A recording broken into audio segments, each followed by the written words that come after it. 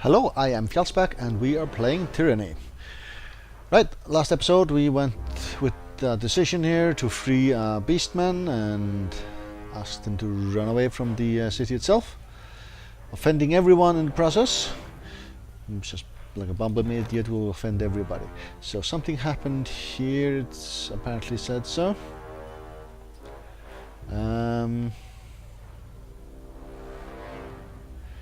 Ancient device perched atop the mountain spire, Avengers fell, is the product of a forgotten age. It is unclear what function it once had, or if it can be used again. Resting in any spire grants a bonus to all skills. But why it was glowing here, I don't know. I don't know.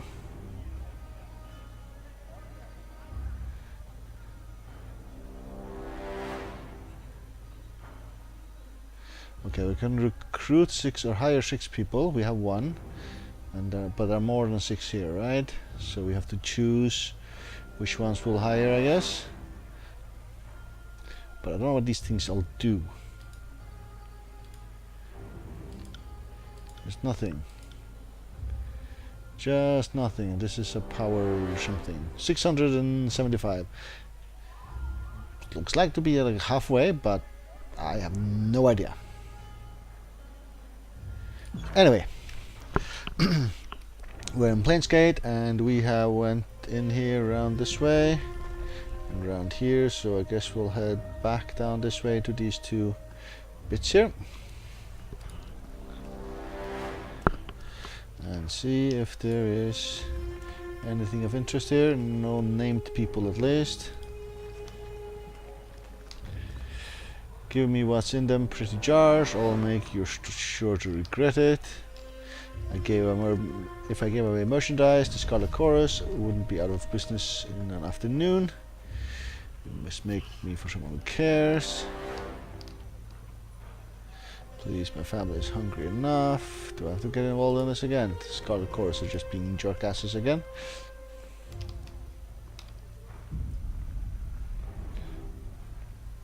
Speak with the settler. Nope, nothing of interest really. Jenny the Reaver. Right, there's a lootable here. Let's have a look at that first though. An iron javelin. And some fruits and cheese.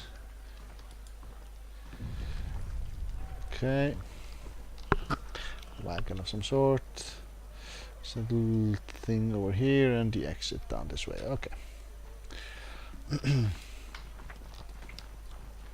That's here, and then Jenny the Reaver. This one looks like a pushover, apparently. Healing potion. That will come in handy at some point. Shut up, don't you recognize Tuno's Fatebinder if you comes by? Alright, they're talking about me apparently. Jenny the Reaver. Glory to Kairos, Fatebinder. Alright, and then Misery is up here, so then we have to go up on this plateau here and just head round this way and up again 1 level, I guess. Something like that, alright. So up we go through these stairs. Misery is the one that the quest wants us to speak with. Can we get this way? Sorry, I can't. We can. Here is Misery. Not there, there. Well, must be my lucky day. The Crimson Spear crooks her helmet hidden face to the side, studying you curiously. My name is Misery. You do well to remember it, Fatebinder, as this little town belongs to me. I do love little hovels like Planescape. It's so easy to get recruits. Desperate people tend to believe anything you tell them, and if you can't con them into servitude, kidnapping suffices just as fine. But enough about that, let's get to the point. What do you want? Nerat goes impatient that you have not yet killed Cairn. While you dawdle and fail, our army continues to starve. How are course operations going in the region? It seems plenty, of course. Do you answer to here, but who do you answer to? White garrison for your operations. To be perfect, I'm not thinking about flaying you and taking over your gang. No, Nerat goes impatient. Just go with that one right now. Does he now? She crooks her head to one side, the whole body primed and ready for a fight, near instantly as she eases into a battle stance. Spear drawn faster than the blink of an eye, she holds her stance. Violence barely contained. She waits for your cue as for how the exchange is going to progress. Going to say the voices want a word with me in his tent, are you?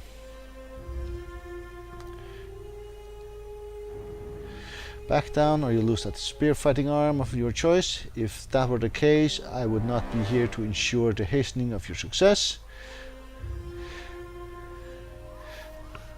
Go number 3 here.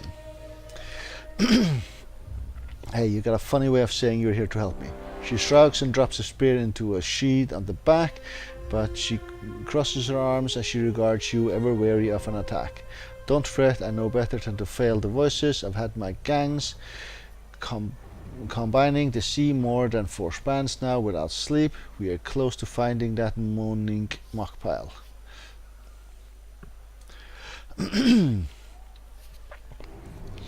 Where does the intel point us? Word from the local says Cairn was headed for the spire when he crumbled. We've already checked out the one at Gulf Glow, so it's got to be the place with the beastman called the Howling Rock. Yeah, I knew that already. Only it's not as easy as keeping an eye on the sky and marching straight ahead. Got a few hundred chasms and double dozens of disfavored separating Planescape from the Howling Rock. What's the plan or conquest? I know the landscape's been shifting ever since the edict. Guessing you haven't found a way. Sure enough, just when we think we have found a route through, the new gorge opens and swallows the path whole. Stone Down Gorge is now unlocked on the world map, alright. I've sent my right-hand man Octave with a slew of furies to recruit or kill the Stone Stalkers at the heart of their den in Stone Down. They know where Cairn is, so I'm saying they either help us or get out of the damn way permanently. Go and join him, if only to make sure he doesn't swive this up for me. Brutally efficient, I approve. I can get us there, but it's not my neck. But it's not my neck on the chopping block, if you know what I mean. Sounds challenging. I need to see some preparations first. Now let's go with number 2 here. Yeah, I think I get what you mean. She grunts and spits to the ground through her mask's mouth slit. What's going to take for me to sweeten the pot? Alright.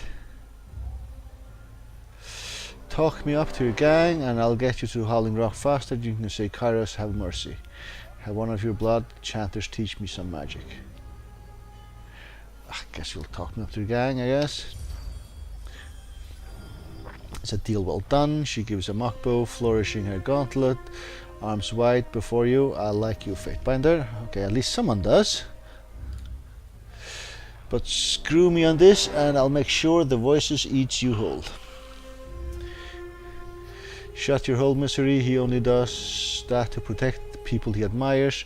That puts you in the clear.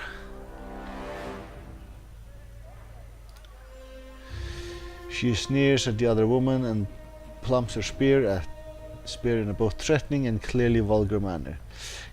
You could put a hole in your throat faster than you could squeak. Sure, it might kill me, but it sure as shit will kill you.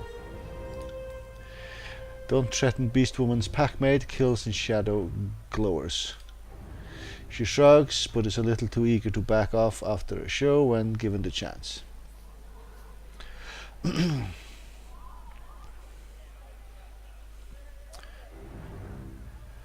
Alright. What do I go here, I think? How did you get your name? Not really a mind to talk about it. Let's least of all with a Fatebinder of Tunon. Oh, running with the courts, understandable.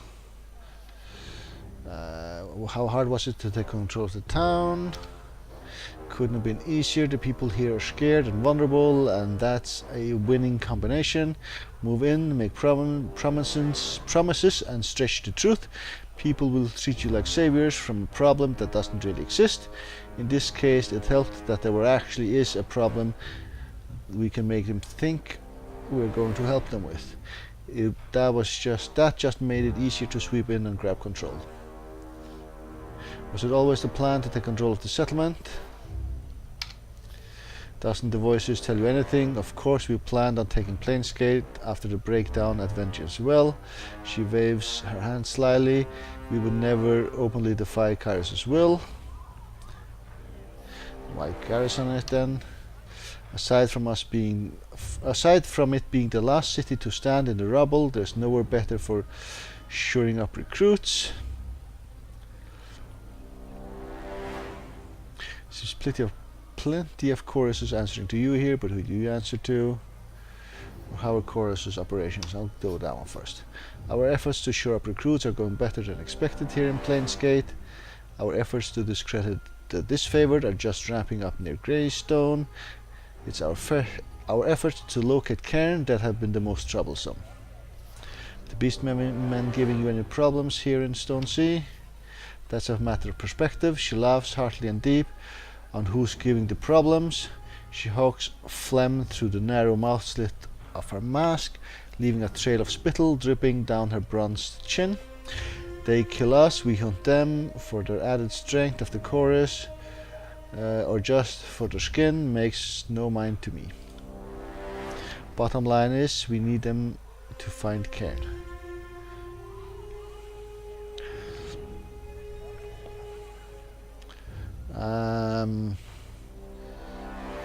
Yes, she wants conscripts, she's been killing you. I think I've heard all I need to hear, really. Plenty of course answer to you. Who do you answer to? Maybe you haven't noticed, but I'm a Crimson Spear, a rank earned with treachery and blood. I answer to the voices of Narat and no other. Got a problem with that? You can take it up with Arabella, my spear. She jiggles the imposing weapon in its holster, proud. It wouldn't be the first Fatebinder she's tasted. You claim to have fought a Fatebinder and lived. Wouldn't be standing here to brag about it if it hadn't survived. Now would I? Impressed? She cracks her neck, snaps loud and unnerving, though she hardly seems to notice. Next time you see Nunoval, tell him Misery sends her regards. Beast Woman has also met human called Nunoval. She shuffs and snorts amused. Alright. Misery just her chin's impressed. Seems Fatebinder of War has a better survival rate than even the disfavored's elite. Would like to know how he heals his wounds and why he's so shit at avoiding them to start with. She laughs, a choking, rough sound. Well, I guess I'll just say I will. She titters, trembling with excitement at the thought. Well, it's not like he didn't leave a mark as well. Okay, I'll get out of here then. Travel to Stone Down. That would be this one here, I guess. Merciless, we got an ability also.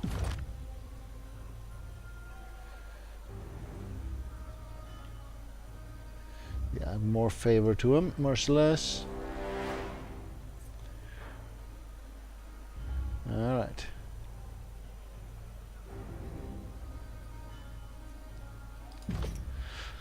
Okay, where do we go from here?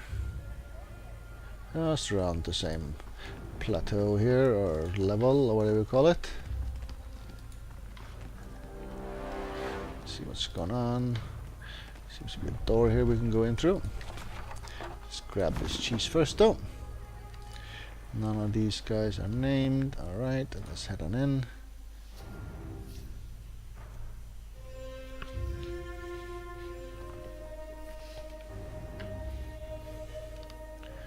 Skovik sits here. There's something on the table.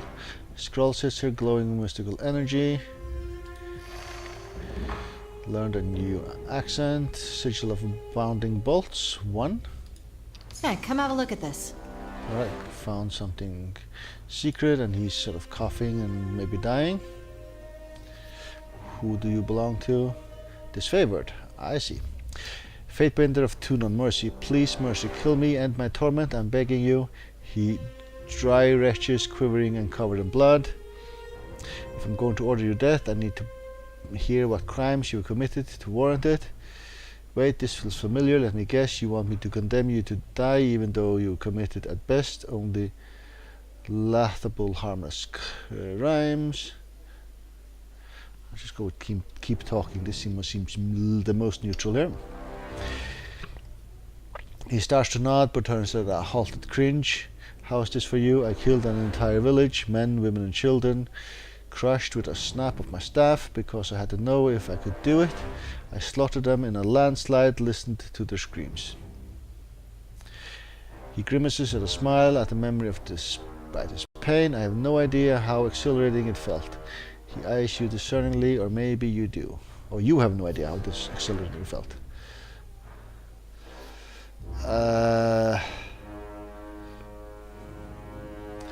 Right, 6 bands of torture. Lean into him and whisper, come closer. Sounds like nothing wrong. Well, if you want to die, then sure.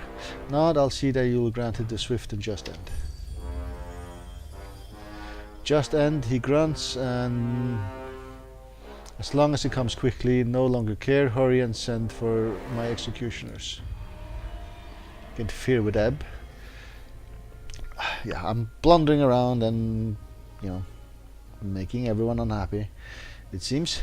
This rabid murderer seems just fine, twisting in his own slow demise. Perhaps mercy killing gets you nethers primed, but this slow agonizing torment was the least what he deserves. Your kindness is misplaced.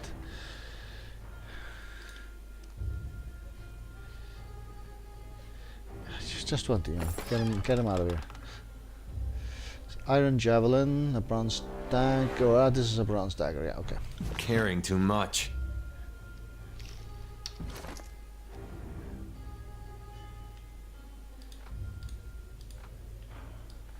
Right, just dump this stuff down here for the time being. Someone does not have a quick item equipped. There you go. Another one here. Get that one there. Okay, that should be fine, I guess. Alright. Well, we have gotten this though. Alright. Alright.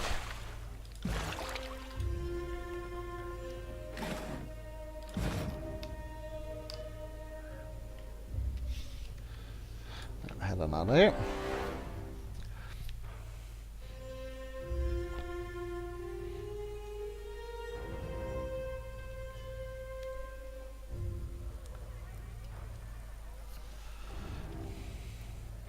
Still have a bit to go on this level.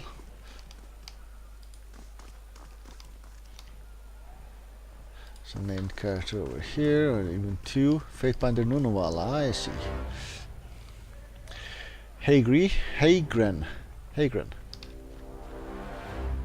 What's this? It's a cat. I see.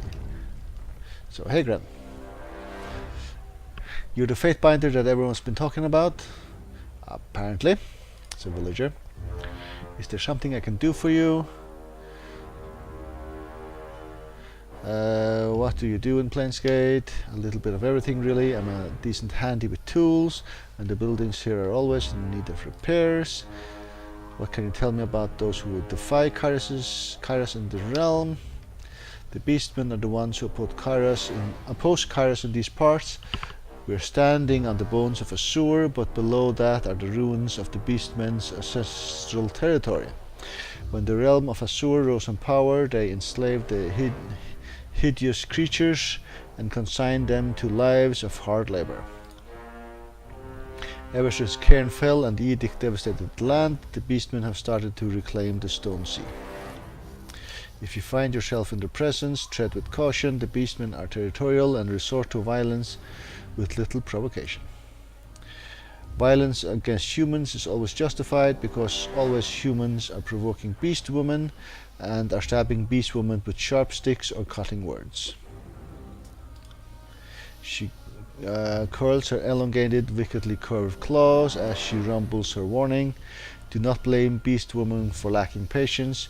Do humans not also swat at biting, swarming flies? Perhaps wisely, Hagren says nothing in reply to the incensed beast, shrinking in on himself slightly and licking dry, chapped lips. However, he furrows you at a glance as if to say, see, before looking away. Alright, farewell. Farewell. Faithbinder Nunaval. Oh, Enignatia. The blood chanter's eyes widen as you approach, as she nearly leaps for you in her excitement. She flails her staff violently in your direction. That's him right there. That's the Fatebinder I've sent the missives about. Okay. I'm getting wrath with Tunon.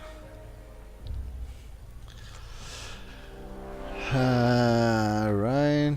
This is Tunon's court or something. Yeah, Tunon himself. The Fatebinder watches you wearily as you approach, but it is only the final breath of distance that you realize his gaze is following not you, but the blood and mud cracked beast woman at your heels. The hardened warrior stands stiff but ready. His hands rest on the iron hilt of his halberd, but he does not lift the weapon from his holster. There is nowhere you will not trap see, creature of darkness, he demands. There is no howl in any realm that you beasts fear. Right, you have apparently had, fights amongst yourselves before. Did not come hunting Fatebinder. The beast woman chuffs and tosses Dunaval a deadly grin. Her crimson eyes are bright with recognition, delight, and desire as they row Fatebinders of war, slowly from helm to boot. But Beast Woman can see Fatebinder called Nunaval has remembered Kilson Shadow's vengeance. Yep. Okay, he bristles for a moment and you worry he might actually attack. As if I could forget, he taps his chest plate with two meaty fingers, hard enough that it nearly dents. I am not the same as I once was. Try to carve me another memento, beasts, and I will wear your pelt around my loins. The massive beast woman croaks her head to one side, studying her prey. Beast woman too has grown and changed. Lost tribe, lost havenlands. Follow Alpha, who is human. She sniffs in disdain, who is male, to survive. She sits back on her haunches and huffs, allowing the tension between them to ease. Nunaval considers her words before nodding once, gruffly, and setting the matter aside for the time being. Conrad, the Fatebinder of War, tips his head to you. He bears a wide, boyish grin.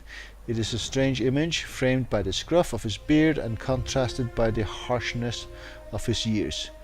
Though the scamp I've been hearing about might be new, no matter where you churn up awake, don't you, my friend?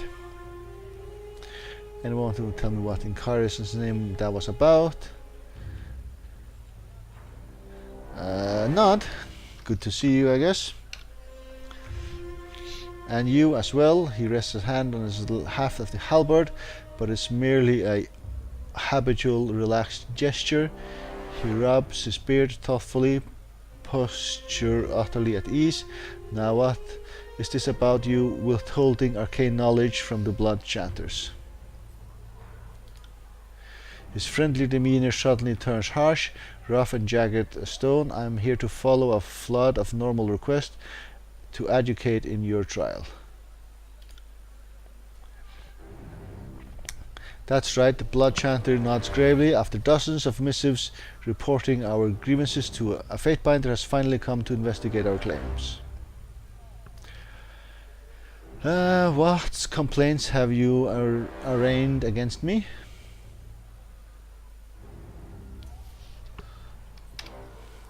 The Blood Chanters must protest. Most gravely, Fatebinder, Conrad has roused ancient long-slumbering magic through the spires.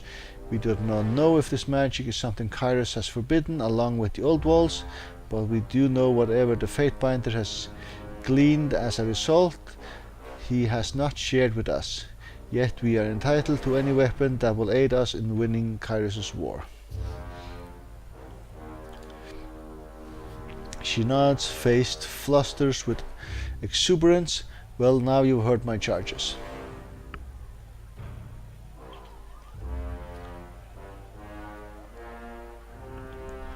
Right. Time and time again I've aided the voices of Narat, yet this is how you repay me. My duty is to interpret and enact Kairos' will. The Blood Chanters have no say in what I do. This is not proof, this is hearsay or lie, and I say that none of this is true. You remove Ignatia. So Fatebinder's hard work is met with frivolous and fraudulent disputes. I find this tiring. How much will it cost to simply wash my hands of this matter? And if I acquaintance your charges, what will you have me atone for these grievances, or glare silently? My duty is to interpret and enact Kairos' will. The Blood Chanters have no say in what I do. The Fatebinder nods, having no dispute with your supposition. Conrad speaks true. The authority of a Fatebinder grants us answer to Tunon and Kairos alone. Those who seek to impede our duties will suffer the wrath of the court firsthand. He steps closer to Ignatia, heavily armored and shifting on his frame. Have you any proof of actual wrongdoing, Blood Chanter, or have you summoned Tunon's Fatebinder of war for no reason? No, Fatebinder Nunaval, but it's true, I swear by. Then I would deem the only guilty party here is you, Ignatia, guilty of wasting my time and guilty of slandering a Fatebinder. He studies the Blood Chanter who accused you, who is now red-faced and furious, but has no legal standing in which to protest. So the Fatebinder of War scratches thoughtfully behind his ear. What ought we do with the Blood Chanter who has offended your name? Leave her be. Ignatius' devotion to the Scarlet Chorus is commendable. Pay me a fine of 200 rings would seem appropriate. Burn her on a pyre, or let her screams ward those who would slander Fatebinder. If she can survive the flames, then she's skilled enough to teach new chanters, or I'll leave it to your judgment. Right. Right. I think I'll leave it to his judgment. Feeling generous, Conrad, I believe this degree of slander typically calls for a flogging. The Fatebinder claps you on the back with the full weight of his strength. In any case, this matter is now closed. I see to the chanter's punishment. Then you must drink with me until we forget this day indeed. Eb, this person confronts you with malice and you don't even know how to respond. At least you aren't this indecisive in battle. Tunan is not going to be happy, I guess. The Fatebinder watches silently without as much as a shrug or a sigh. For a man of both his stature and sheer size, you wonder why he allowed the chanter's rampage. Finally, once you stomped off far enough that his eyes can no longer follow her, he splits a wide grin for you and offers you to lead the way to a place he knows that happens to serve sweet mulberry mead. And I guess we're walking somewhere. You lurch on gawkish feet, straw and grit stock your face, a cloying aftertaste of fruit, meat and something carnal leaden on the back of your tongue.